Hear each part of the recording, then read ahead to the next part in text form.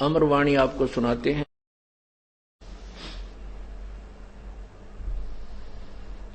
तावालीन भये निर्बानी मग्न रूप साहेब सैलानी।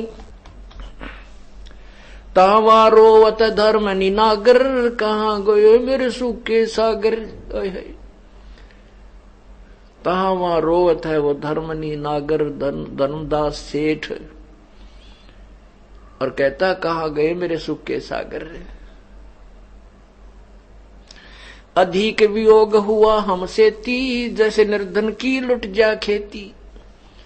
ने बोला भगवान मैं इतना दुखी हूं, मेरे साथ तो वो बन गई है कि जैसे कोई निर्धन किसान मुश्किल से खेती परिपक्व करे और उसको कोई लूट ले जा ठा ले जा दो झटके थे। अब उस गरीब किसान को पूरा वर्ष कैसे व्यतीत होगा उसको खूब पता होता है। तेरे बालक भूखे मरेंगे, कोई मांगा दे न उधारा दे। तो कहते आज मेरे साथ ऐसा धोखा हो गया जैसे निर्धन किसान की कोई खेती न लूट ले जा। अधिक वियोग हुआ हमसे ती जैसे निर्धन की लुट जा खेती। कल्प करे और मन में रोवे दसों दिशा को वो मुगजोवे। ऐसे विचार कर करके मन में फूट फूट कर रो रहा है और कभी आकाश में देखता है कि भगवान कहीं ऊपर तो नहीं है, कहीं मेरे पीछे तो नहीं छुपे हैं, कहीं सामने दूर तो नहीं चले गए हैं, कभी इधर को कभी इधर को। फिर क्या अपनी नालायकी क्या बताता है। हम जाने तुम देह स्वरूपा हमारी बुद्धि अंधगर कूपा। हमने तो भगवान आपको अपने जैसे शरीर वाला मान के आपके साथ वाद विवाद किया। हम तो मनुष्य रूप तुम जाना सुन सतगुरु का किया पियाना। पियाना माने प्रस्थान। हमने तो आपको मनुष्य जैसा जाना और हे भगवान हे सतगुरु हे सच्चे ज्ञानदाता नो तो बता दो आप गए कहां, मैं वहीं पहुंच जाऊंगा। हम तो मनुष्य रूप तुम जाना सुन सतगुरु का किया पियाना। अगम ज्ञान कुछ मोहे सुनाया मैं जीव हूं नहीं अवगत राया। तुम सतगुरु अवगत अधिकारी मैं नहीं जाना लीला थारी। तुम अवगत अविनाशी साई फिर मोको का मिलो गुसाई। बेग मिलो कर हूं अपघाता मैं ना जीऊं सुनो विधाता। परमात्मा धर्मदास जी कह रहे हैं या तो भगवान शीघ्र मुझे दर्शन दे देना, नहीं आपका दास जीवित नहीं रहेगा। अब मैं आत्महत्या करूंगा, क्योंकि जो ज्ञान जो भक्ति में कर रहा था वो सारी व्यर्थ है और आपको मैंने रुष्ट कर दिया। अब मेरे सामने कोई भी रोशनी की किरण नजर नहीं आ रही कि आप मुझे मिल सकते हो।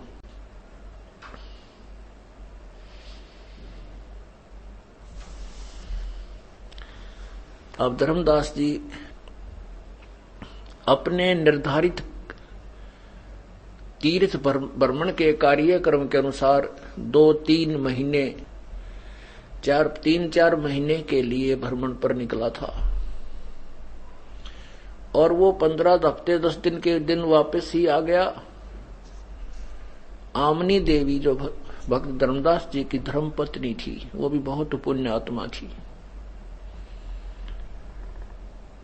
लेकिन 100 बहनों में कोई 10% ऐसी होती हैं जो कुर्बान अधिक होती हैं मनुष्य से दान धर्म में। तो आमनी देवी अच्छी आत्मा थी, भगवान को चाहने वाली थी, लेकिन फिर भी अपने स्वभाववश धर्मदास जी को दान धर्म करते समय कभी टोका टाकी कर देती थी। धर्मदास जी इतने कुर्बान थे, कितने साधु संत आ जाते, सबको भोजन कराते, फिर उनको 100-100 रुपये दान दे देते। उसमें 100-100 रुपये तो आज के 50,000 के करीब हैं। तो आमनी देवी उनको कई बार कह देती थी कि आप देख अपना जो है ना देख कर दान किया करो, हिसाब से दान किया करो। तो उससे एक आधी बार घर में कहा सुनी होकर के कई दिन मन मुटाव भी बन जाता था। अब धर्मदास जी वापस आए। अब जैसे किसी के जबरदस्त चोट लाग जा हृदय में, कोई सा निजी व्यक्ति मर जा, बेटा मर जा, बेटी मर जा, कोई और चोट वो तो दुख हो जा, तो वो व्यक्ति अंदर ही अंदर घना रोया करे, फूट फूट कर रो के छकले, जब अंदर ही अंदर जैसे काठ गुण न खाती है ऐसे करता है। तो धर्मदास जी 4-5 दिन में घर पहुंचा, रो रो कर तो छक लिया, अंदर ही अंदर एक ऐसी पीड़ा उसके बनी हुई थी, बोल नहीं सका। जाके अपने महल के घर के अंदर और जमीन पर पड़ के ऐसे मुंह के बल लोट के बहुत बुरी तरह रोने लगा, फूट फूट कर रोए। आमनी देवी उसी के पास जमीन पर बैठ कर पूछने लगी, क्या हो गया स्वामी आपको, क्या बात होगी, क्यों रो रहे हो, क्या दुर्घटना हो गई। वो नहीं बोल पा रहा, रो ही रहा बुरी तरह। पुण्यात्माओं, जिस वस्तु के लिए हम घूम रहे हैं और उसकी हमें चाह है और वो हाथ से छूट जाए और उसी के लिए हम डरे ढोरे थे और उसी के साथ वाद विवाद करके ठोकर मार दी और समुद्र में लाल फेंक दिया, उसने क्यों कर ढूंढाई, क्यों कर कैसे पावे।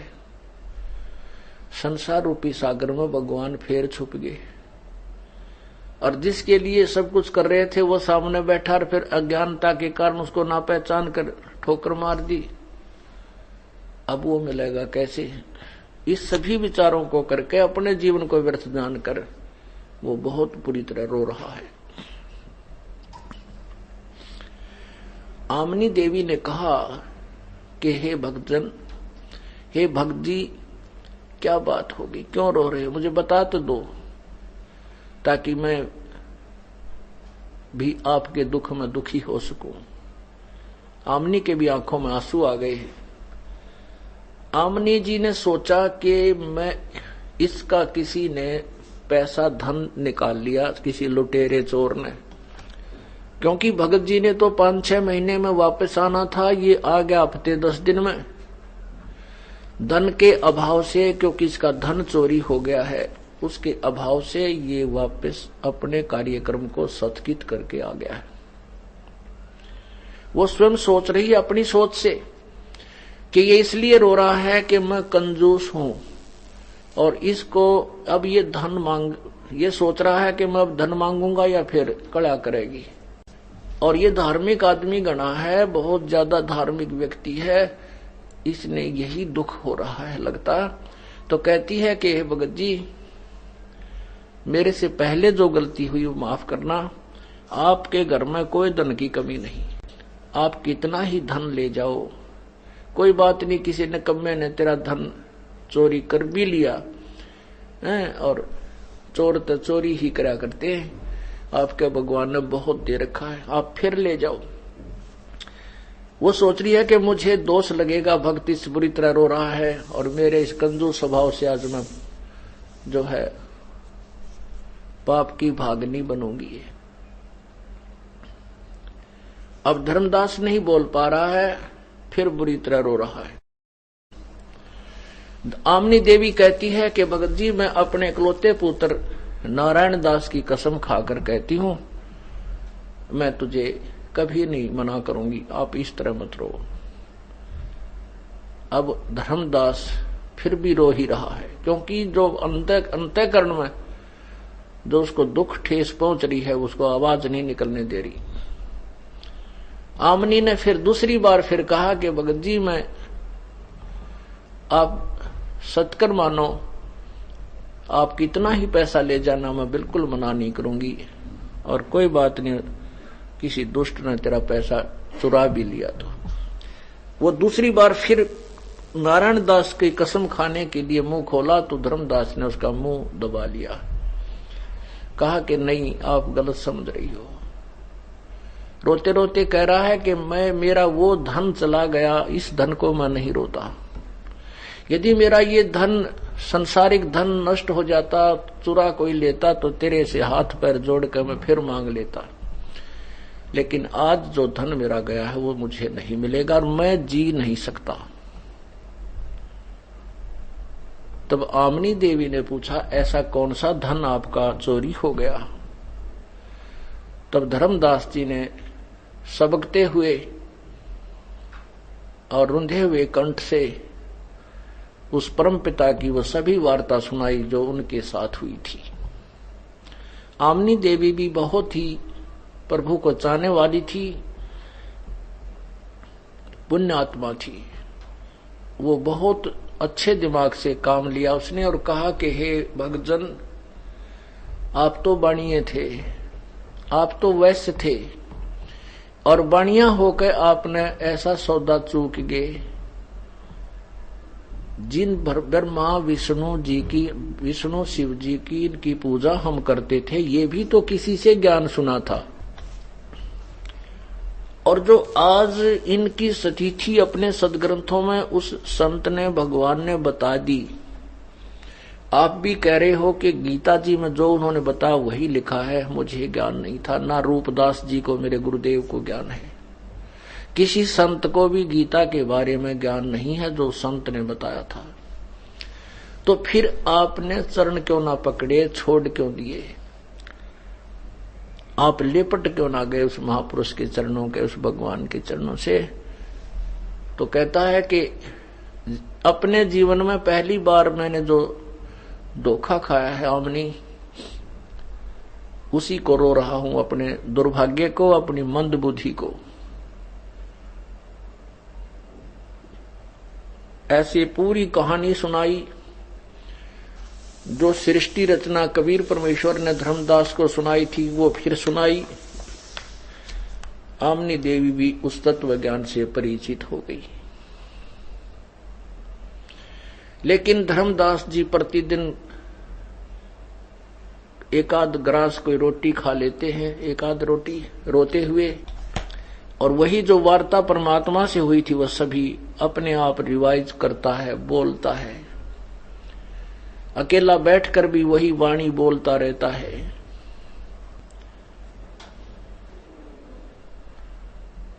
और घर से बाहर अपने द्वार पर बैठ जाता है, कोई दूर तक दृष्टि गाड़े रहता, जैसे पागल देखता है, जैसे भीलड़ी देखा करती श्री राम के आने की इंतजार किया करती थी, ऐसे ही वो इंतजार कर रहा कि हो सकता है मेरे दुख न देख कर भगवान फिर कभी आ जाए। द्वार पर बैठ करके ऐसे दृष्टि देखता रहता है, कभी इधर देखता है, दूर से उसको ऐसा, क्योंकि उसका इमेजन, उसकी जो आंखों की और मन की सोच मिलकर के किसी भी व्यक्ति को ऐसा ही रूप दिखने लग जाता जो दूर से यात्री आ रहा होता है। धर्मदास जी उसी तरफ दौड़ लेता है पागलों की तरह, जाकर निकट से देखता है वो व्यक्ति कोई और होता है। फिर रोता हुआ वापस आकर के अपने घर में बढ़कर फिर फूट फूट कर रोता। ऐसे 6 महीने बीत गए और धर्मदास का शरीर सूख का कांटा बन गया, केवल अस्थि पिंजर शेष था। परमात्मा कहते हैं, राम वियोगी ना जीवे और जीवत बावड़ा हो।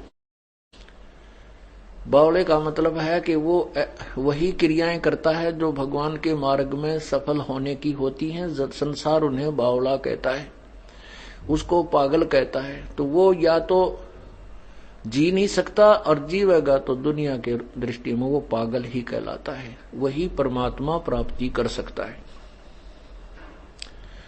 आदरणीय गरीबदास साहिब जी जो परमात्मा के उस सतलोक को देख करके वापस आए, परमात्मा ने वापस छोड़ा तो ये अमृतवाणी बताने लगे, रामकृष्ण जी की सतिथि से परिचित कराने लगे जनसाधारण को, और कबीर जी को परमात्मा बताने लगे। तो उस परमेश्वर प्राप्त पुण्यात्मा को वहां के अज्ञान लोगों ने, अनजान लोगों ने बावड़िया कहना शुरू कर दिया, ये तो पागल है, ब्रह्मा विष्णु महेश से ऊपर। कबीर को बताता है धानक को, ओ तेरा गजब भैया। कहते हैं गरीबदास जी को भी बावड़ा बताया कि कर ले इस दुनिया शैणी का, ये तो इतने सियाणे बन रहे, इस गलत ज्ञान को मैं अपने आप को इंटेलिजेंट बनाए बैठे हैं। और इन शाण्या का के कर ले, इन चतुरों का कि वो भगवान प्राप्त प्राणी को भी मूर्ख बताने लागे। जब 6 महीने तक वो कति बुरी तरह रो रो के और 100 बार कान पकड़ता है भगवान, आगे मैं कभी विवाद नहीं करूंगा, प्रेम पूर्वक आपसे अपने प्रश्नों का शंका का समाधान चाहूंगा, मैं कभी आपसे कोई ऐसे शब्द नहीं कहूंगा प्रभु जिसे आप मेरे से रुष्ट हो जाएं। हम तो अज्ञानी हैं, आप तो जानी जान हैं, परवरदिगार हो, दीन दयाल हो, एक बार दर्शन दे दो मेरे दाता, फिर नहीं आपके साथ विवाद करूंगा। आप नहीं मिलोगे तो ये जीव आपका दास जी नहीं सकेगा। आपके ज्ञान से स्पष्ट हो गया कि ये जीवन है क्या। आज मैं अरबपति हूं चाहे खरबपति हूं, कर मृत्यु हो जाएगी, ज्ञान मेरा ठीक नहीं, भक्ति मेरी सही नहीं, मैं तो गधा बनूंगा। हे परमात्मा, इस अनमोल जीवन की वैल्यू का मुझे अभी ज्ञान हुआ। जब इस तरह वो तड़फ तड़फ कर बिल्कुल उसके अंदर की सारी वो फड़क निकल गई, वह करड़ापन निकल गया, तब परमात्मा ने आमनी देवी में चेतना प्रदान की। आमनी देवी ने एक दिन पूछा कि हे भगत जी, आपकी ये दशा होगी है, आप कुछ दिन के ही मेहमान हैं, आप अधिक जीवित नहीं रह सकते, मुझे एक बात बताओ कि परमात्मा ने, उस संत ने जो भी तेरे से वार्ता की थी, उसमें कोई संकेत किया हो, कुछ बात कही हो कि वो कैसे मिल सकते हैं आपको, आप वही विधि अपनाइए। तब उसको याद आया कि परमात्मा ने वार्ता के दौरान कही थी कि जहां भी कोई धर्म भंडारे होते हैं, विधिवत साधना होती है, तो वहां मैं अवश्य जाता हूं। वो परमात्मा ने इसीलिए कही थी कि इसका या मरोड़ी लग गएगी जब ये फिर बकवाद करेगा तो, और फिर वो याद दिलानी थी। परमात्मा ने सोच सचिदर मैं करूं अपने जन के काज,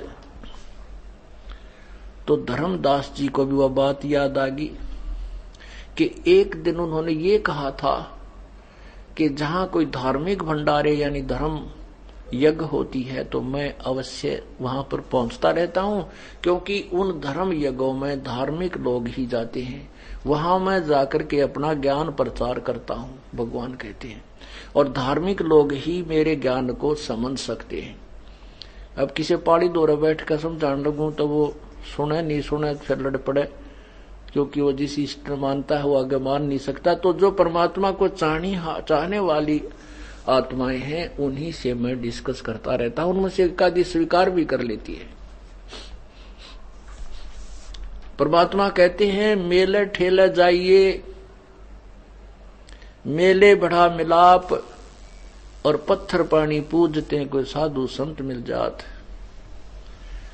कि जो परमात्मा पाने का प्रयत्न तुम कर रहे हो, कहीं संत समागम होते हैं वहां जाते रहिए, हो सकता है उन पत्थर पानी पूजता कोई संत वहां, क्योंकि भगवान उन स्थानों पर कोई रूप धारण करके जाता है, या वहां पर कोई अपने ऐसे हंस को भेज देता है किसी कामवश, आसपास रास्ते में मिल जाता है, या वहीं उसका घर आसपास होता है, वो उनको सद्मार्ग बता देता है और कहता है कि वहां जाइए आपने कल्याण करवाना है। तो इस प्रकार वही आत्माएं परमात्मा के लिए जो है ना तड़पती हैं, और वही सत्य ज्ञान को भी स्वीकार कर सकती हैं, जो प्रभु की चाह में घूम रही है, चाहे कोई भी क्रिया कर रहे हैं, वो चाहे शास्त्र विरुद्ध भी कर रहे हैं। तब आमनी देवी ने कहा कि आप भंडारा ही कर लो। धर्मदास बोला 3 दिन का करूंगा, अब तो चाहे 1 हफ्ते का कर ले, इस धन का क्या करूंगी, जब आप मर गए तो क्या काम आओगा हमारे ये धन। धर्मदास जी ने 3 दिन के भंडारा करने की, धर्म यज्ञ करने की चिट्ठियां लिखवा दी, बहुत दूर दूर तक भिजवा दी। हजारों की संख्या में साधु संत भक्त भोजन पाने के लिए आए। अब पहला दिन पूरा बीत गया, परमात्मा नहीं आए। धर्मदास जी प्रत्येक संत महात्मा की तरफ, भगत की तरफ न्यू देख रहा है, पहचान रहा है। दूसरे दिन भी नहीं आए। तीसरे दिन दोपहर तक 12 बजे तक नहीं आए। अब धर्मदास जी ने निर्णय कर लिया, मन में अपने संकल्प कर लिया कि हे परमात्मा, यदि आज आप नहीं आए, तेरा दास संसार में नहीं रहेगा, मैं आत्महत्या करूंगा। अब इस तरह का जीवन मुझसे जिया नहीं जा सकता। पहले वाली साधना एक आने की नहीं, एक नए पैसे की नहीं, और आपके पाने की विधि मुझे प्राप्त नहीं। फिर मैं जी करके करूंगा, मैं जीवित रह करके क्या करूंगा। कति पक्की सोच ली कि एक बार ये संत साधु भगत यहां से चले जाएं और फांसी खाकर मरूंगा, फांसी पर लटकूंगा।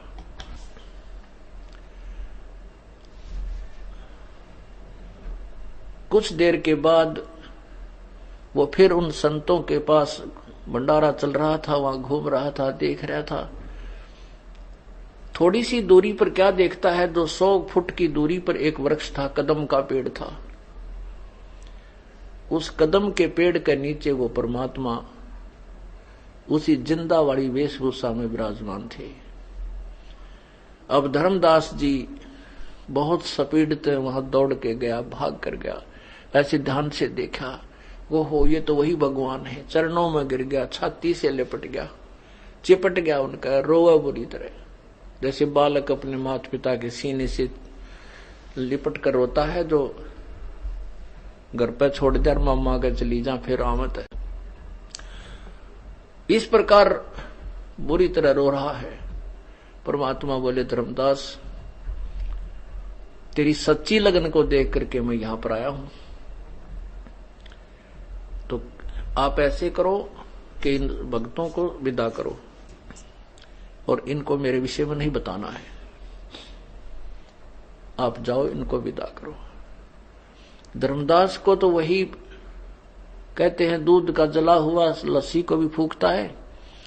आंखों की तरफ देख कर रोकर बहुत ही मायूस होकर कहता, भगवान अब मत जाना, मुझसे बहुत गलती बनी, मैं बहुत नीच आत्मा हूं। परमात्मा, मेरा वो गंदा ज्ञान, वो अधूरा ज्ञान मुझे टेकन नहीं देता। अब परमात्मा कोई भी बात नहीं करूंगा, आप मुझे ज्ञान बताना, आपका दास सारे ज्ञान को सुनेगा, आप जाना मत। परमात्मा बोले, नहीं जाऊंगा। वो चलने को होता है, फिर कहता, भगवान आप जाना मत। परमात्मा कहते, नहीं जाऊंगा, आप इनको विदा करो। बस 1 मिनट में उनको देकर पैसे वैसे विदा कर दिया, जैसा भी वो कर रहा था। फिर परमात्मा से प्रार्थना की, आप हमारे घर चलिए, ये झोपड़ी दास की साथ ही है, बहुत बड़ा महल था उसका। परमात्मा उसके साथ उनके महल में गए और अपनी पत्नी से कहता कि आजा अम्नी, मेरा वो धन मिल गया जिसकी मुझे 6 महीने से तड़प थी, तलाश थी, खोज थी। आमनी देवी ने एक पैर जैसे भी घर में जो व्यवस्था थी उस बुड्ढे पर बैठा दिए भगवान, एक चेयर पर, और स्वयं एक पैर आमनी ने पकड़ा, एक धर्मदास पकड़े हुए थे और बहुत लिपट रहे थे उनके चरणों से। आमनी देवी ने कहा, हे भगवान, आप तो महापुरुष हो, आप तो जानी जान हो, आपने अपने भगत को इतना दुखी नहीं करना चाहिए था। ये तो बहुत नरम आत्मा का व्यक्ति है, ये परमात्मा, ये तो बहुत दुखी हो गया, इसको तो मैं सांत्वना देती रही, नहीं तो ये कभी का सुसाइड कर लेता। परमात्मा कहते हैं कि बेटी, ये जो कुछ भी किया ये हमने ही किया, मैंने इसको दुखी नहीं किया। इसके अंदर जो गंदा ज्ञान भरा था, इसको प्यास वो नहीं लगने देता, वो भूख नहीं लगने देता जो इसके अंदर अधूरा ज्ञान था।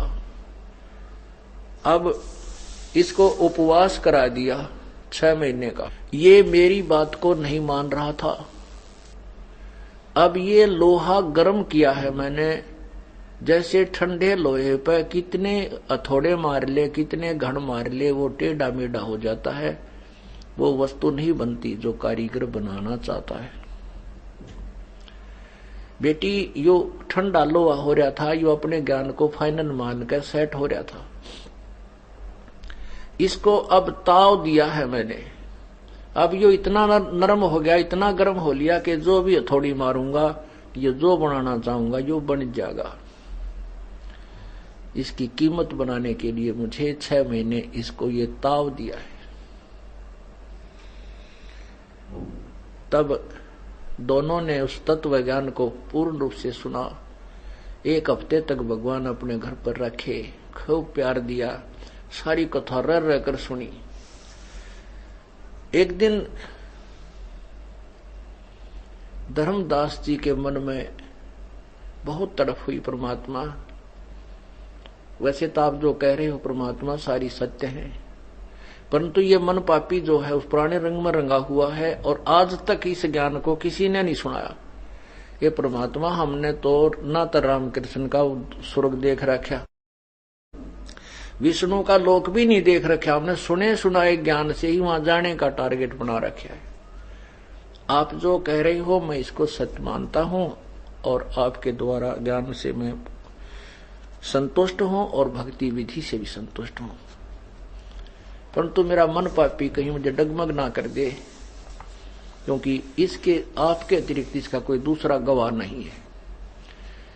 आप मुझे आपका वो स्थान दिखा दो। प्रभु भी चाहते थे कि आने वाले समय में जो भक्ति युग आएगा, भक्ति काल आएगा, ये वर्तमान में जो चल रहा है, अब इसके लिए परमात्मा ने अपने साक्षी तैयार करने थे, अपने गवाह बनाने थे कि आने वाले समय में इस मेरे ज्ञान के ये गवाह आगे काम आएंगे। तो परमात्मा ने कहा अच्छा बेटा तुझे वो सतलोक दिखाता हूं। अब परमात्मा चले गए कि मैं फिर कभी आऊंगा। फिर सूक्ष्म रूप में आए, यानी केवल धर्मदास को दिखाई दे रहे थे और बोले धर्मदास चल तुझे सतलोक ले चलता हूं। चलो महाराज दिखाओ। तो धर्मदास की आत्मा को निकाल लिया, धर्मदास का शरीर वहां अचेत पड़ा है।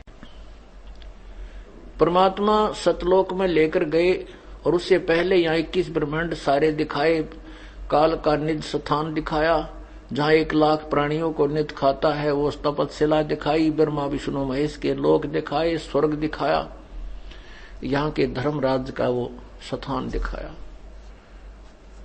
और जहाँ ये काल 3 रूप में रहता वो दिखा, देख ये ऐसे छल किए हुए यहाँ ब्रह्मा को उत्पन्न करता है, इस क्षेत्र में विष्णु को उत्पन्न करता है, इस क्षेत्र में शिव को उत्पन्न करता है, इनको बेहोश किए हुए कर लेता है और फिर सचेत करता है, ये जहां छुपा रहता है अपनी योग माया से। उधर से धर्मदास अचेत हो गए। आसपास के कुल के लोग एकत्रित हुए, हाहाकार मच गया, ये मरेगा, ना खा रहा है, ना पी रहा है, ना आंखें खोल रहा है, केवल दिल धड़क रहा है, श्वास चल रहा है। 3 दिन बीत गए। तीसरे दिन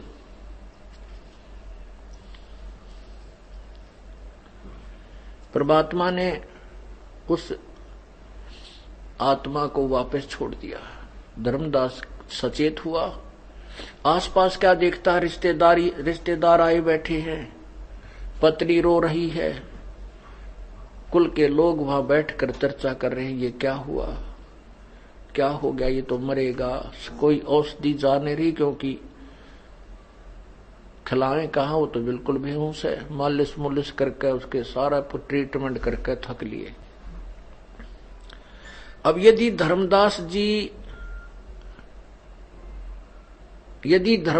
जी को परमात्मा ये सब लीला स्वप्न में दिखा देते तो वो स्वप्न समझता इसको, और जब उसने देखा कि सचमुच मैं तो 3 दिन यहां नहीं था और ये सब रिश्तेदार और कुल के लोग आसपास गांव नगर के ये सब चिंतित हैं और बता रहे हैं, तो बेहोश पड़ा था। फिर उसको पक्का यकीन हो गया कि सचमुच मैं सतलोक जाकर आया हूं।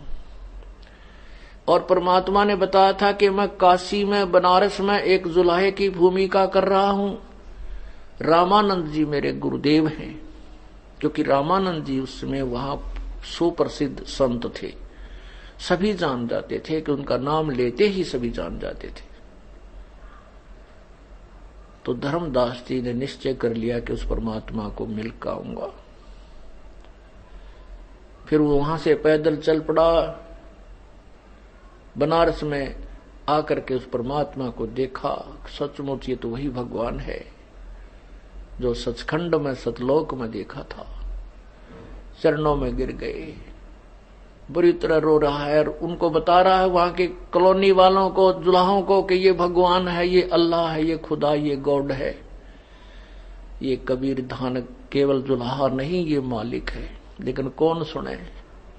सबको कबीर परमात्मा कहते हैं, कबीर ये माया अटपटी, कबीर ये माया अटपटी, सब गट आन अड़ी, किस किस को समझाऊं या कुएं भांग पड़ी। कैसी त्रिगुणमयी माया ऐसी दुस्तर है, ऐसी खतरनाक है। इस काल ने इस अपने ब्रह्मांड रूपी कुएं में या भांग गिर रखी है, और इस पानी के, इस कुएं के जल को सबने पी रखा। सब एक जैसी भाषा, एक जैसा ही बोल व्यवहार कर रही है। तो परमात्मा बोला, भाई इन तो छोड़, तू समझ मेरी कहानी को। ये नहीं मानेंगे, इनको तो फिर मनावाएंगे आने दे समय। तब धर्मदास जी ने शेष ज्ञान परमात्मा से प्राप्त किया और उस पूर्ण ज्ञान को, सर्व ज्ञान को अपने कर कमलों से लिपिबद्ध किया। बांधोगढ़ में यज्ञ आरंभा, 63 दर्शन अधिक अचंबा, यज्ञ माही जगदीश न आए, धर्मदास ढूंढत कल पाए। अंत भेक टुकड़े के आहारी, बैठे नहीं जंद व्यापारी। तावा धर्मदास जब कल्प जब कीनी, पलक बीच बैठे परवीनी। तावा धर्मदास कल्प जब कीनम, पलक बीच बैठे परवीनम। ओहे बंदे वही जंदे का बदन शरीरम, बैठे कदम वृक्ष के तीरम। चरण लिए चिंतामणि पाई, अधिक हेत से कंठ लगाई। अजब कुलाहल बोलत बानी, तुम धर्मदास करूं परवानी। तुम आए बांधोगढ़ अस्थाना, तुम कारण हम कीन पियाना। अलल पंख जो मार्ग मोरा, तामद सुरत नृत का डोरा। ऐसा अगम ज्ञान गौरा हूं, धर्मदास पद पद ही समाऊं। गुप्त कल्प तुम राखो मोरी, देऊ मकर तार की डोरी। पद परवान करूं धर्मदासा, गुप्त ज्ञान हृदय प्रकाशा। हम काशी में रहे हमेशम, मोमन के घर ताना परवेशम। परमात्मा ने कहा कि मैं काशी में रहता हूं और वहां मोमिन के घर, मोमिन मुसलमान को कहते हैं, वहां उस मोमिन के घर यानी नीरू नीमा के घर में जुलाहे का काम करता हूं। ताना परवेशम, ताना बुनता हूं। भक्ति भाव लोकन को देही, जो कोई हमरी सीख बुदले ही। मैं उन भक्तों को भक्ति भाव समझाता हूं, जो मेरी शिक्षा ले लेता है उसको पार करता हूं। अमर अजर करूं अनभय प्रकाशा, खोल कपाट दिए धर्मदासा। पद विहंगम निज मूल लखाया, सर्वलोक एक दर्शाया।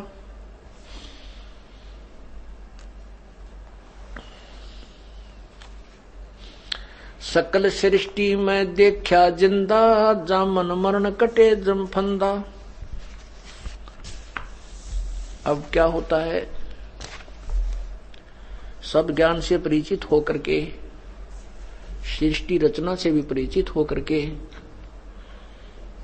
धर्मदास जी ने एक दिन प्रश्न किया, हे परमात्मा, हम तो इतने नीच हैं, हम इतने तुच्छ हैं, इतनी भयंकर गलती करके आए हैं परमेश्वर, आपको त्याग कर इस काल के साथ हम हट करके आए थे और हमने अपने पैर पे आपका हाड़ा मार रखा भगवान, अब पूर्ण समझ में आ गया। हे प्रभु, आपने फिर भी कैसे हम दुष्टों पर, तुच्छ जीवों पर कैसे दया करी। हे परमात्मा, आप बहुत दयालु हो। हे प्रभु, कृपा आपके यहां आगमन की कुछ सती थी, मुझे बताइए।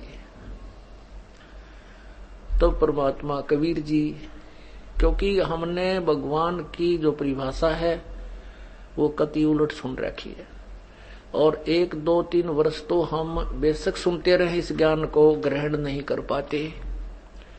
पुण्यात्माओं, आपको उपदेश मिल चुका है, आप इस पथ के पंथी हो चुके हो, आप हमारे बच्चे हो चुके हो, क्योंकि जो माता पिता से शरीर में बच्चे उत्पन्न होते हैं वो रज बीरज के होते हैं, उसको बिंद के कहते हैं। और जो शब्द से हमारे बच्चे बनते हैं, जो शब्द हमारे वचन से जुड़ते हैं, नाम से जुड़ते हैं, उनको बिंद के, उनको नाद के बच्चे कहते हैं। नाद माने वचन, यानी नाम से जो जुड़ते हैं वो बच्चे होते हैं। आप हमारे बच्चे हो और नाद के बच्चे हो, वचन के बच्चे हो। तो जो बच्चा पहले 1-2 वर्ष का होता है वो माता पिता से पूछता है, कोई वस्तु मिल जाती है, वो पूछता है ये क्या है पिताजी। पिताजी कहता, भाई यो मार्कर है, यो मार्कर है,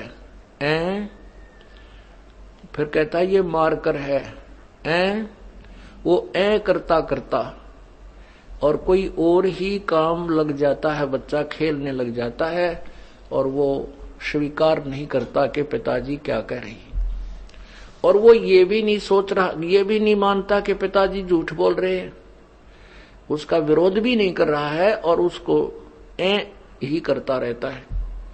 कहने का भाव ये है कि आप 2-3 साल तक, तो 2-3 वर्ष के तक इस मार्ग को पर चलोगे तो आप इस ज्ञान को अस्वीकार भी नहीं कर सकते कि गुरुजी गलत बता रहे हैं, लेकिन आपकी वह को नहीं मिटे, आप कुछ ना कुछ न सोचे जाओगे, वो मतलब ग्रहण नहीं कर पाते इसको अच्छी तरह। और जब वो बच्चा बड़ा हो जाता है, संकेत से समझाता, बेटा वो ला उठा के, वो अक्षर में कहता मार कर, हाँ ला उठा के। तो ऐसे ही कुछ दिनों के बाद जो पुराने बच्चे सियाने हो गए हैं वो तुरंत समझ जाते हैं और उनको परमात्मा की सच्चाई पूर्ण रूप से समझ में आ चुकी है। ऐसे ही धर्मदास उस समय बालक थे, इसलिए उसकी समाप्त नहीं हुई थी। इसलिए परमात्मा अपने को फिर भी छुपा करके कहते थे, भाई मैं तो उसका दास हूं, उस भगवान का भेजा हुआ। जबकि आंखों देख आया था वो कि नहीं भगवान यही है। परमात्मा को मालूम था कि मैंने ज्यादा बार ये कह दिया कि मैं ऐसा हूं, मैं ऐसा करता हूं, मैं भगवान हूं, तो ये नहीं मान पाएगा।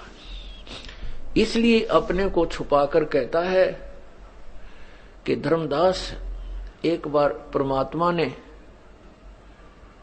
अब बड़ा फिर तो समझने लग जाता है धर्मदास बाद में कि ये तो लीला खुद ही कर रहे हैं। तो कहता है कि धर्मदास, जब ये सभी प्राणी काल के जाल में फंस गए और यहां ले आया, ये यहां पर आ गए, फिर ये बुरी तरह इनकी दुर्गति करने लगा, तपतशिला पर भूनने लगा, कोई गधा बनाया, कोई कुत्ता बनाया, कोई सुअर सूरी बना दी। अब ये जब दुखी होता है प्राणी, जो भगवान को रोता है, कुत्ते भी आपने देखे होंगे रात को मुंह करके ऊपर, अब आत्मा तो रोती है, बोल नहीं सकती। ऐसे ही हम मनुष्य भी रोते हैं, भगवान को ढूंढते हैं, कहां मिला जो हमें सर्व सुख दे, और भगवानों की पूजा भी करते रहते हैं, दुख नो के नो। तब परमात्मा कहता है कि धर्मदास, जब इन जीवों की दुर्गति हुई, ये हाहाकार मचाने लगे। तब उस परम पिता को दया आई, क्योंकि ये सभी उसी के बच्चे हैं, इस काल के नहीं हैं। इसके ये काल के होते तो ऐसे दुख देता, किसी का बेटा मरा, किसी की बेटी मरा, किसी की टांग कटा, किसी को कैंसर बन रही है, कोई गधा बना दिया, कोई कुत्ता बना दिया। क्या अपने बच्चों को कोई इतना दुखी कर सकता है? नहीं। तो क्या ये भगवान है हमारा, या हमारा मालिक है? नहीं। तो उस पिता ने दया आई इन पर, उस परम पिता ने मुझे भेजा और मैं वहां पर आया जहां पर तपस्या के ऊपर इन प्राणियों को भूना जा रहा था। मेरे वहां उपस्थित होने से उस तपस्या की जो आंच थी, हीट थी, वो निष्क्रिय होगी, लेकिन वो जल ज्यों की तो रही थी।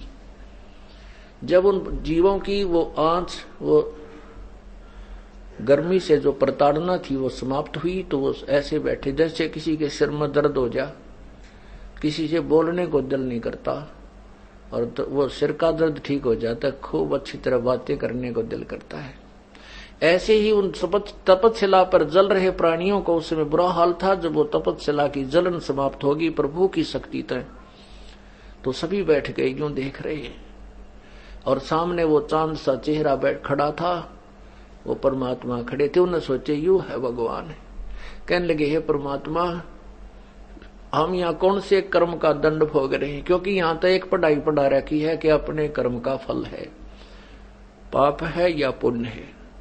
तो वहां उस तपस्या पर वो ऋषि भी, मैं ऋषि भी, देवता भी, ब्राह्मण भी, श्राद्ध निकालनीय भी और निकलवानीय भी, और मंत्र जाप करने और करवाने वाले सभी तप जल रहे थे। जो गुरु बने हुए थे और गीता और वेदों को पढ़ा करते थे, कंठस्थ याद थे, त्रिवेदी, द्विवेदी, चतुर्वेदी, वो भी वहीं पर फूके जा रहे थे। तब परमात्मा ने कहा कि ये तुम्हारे जो कर्म का दंड है वो बताता हूं, ये बिना कर्म का दंड है। तुमने सतलोक में एक गलती की थी, पूरी सृष्टि रचना सुनाई। अब वहां तो सारी समझ में आवत थी उनके, क्योंकि फांसी लग रही थी। अब यहां तो हम अपने अपने रंग में रंगे हुए हैं, समय पर टूक मिल रहे हैं। एक आधी कार को मोटरसाइकिल होगी, ईब हमने कोई परवाह को ना, और एक सेकंड का भरोसा नहीं, अड़के बिजली गिर जा।